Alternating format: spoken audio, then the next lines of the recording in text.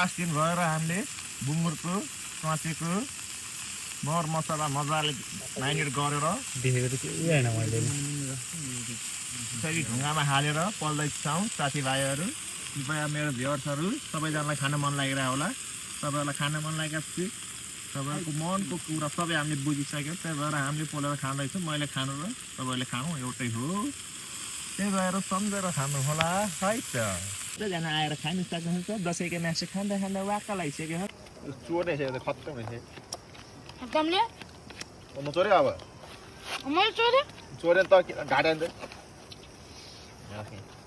बुढा हाले तैँले हालेन हामीले हालेन के छ त फटाले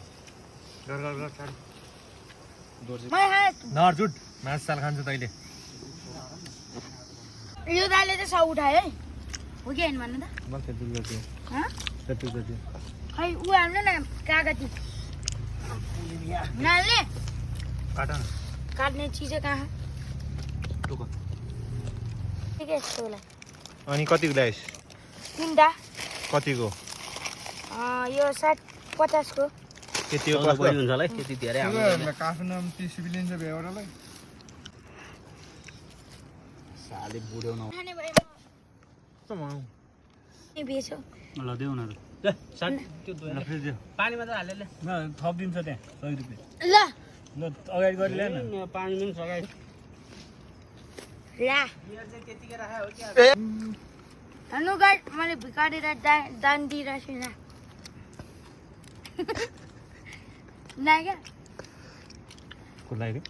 भिकारीलाई फेरि भन् त भिकारीलाई फेरि भन् त ए त्यसले म खिच्दै हाल्छु नि दाइलाई मामा मामा को दाइ मसला खत्तम रहेछ मासु छैन त यार तपाईँ मासु मासु यहाँ छ ल मासु भएको नखाने यो मासु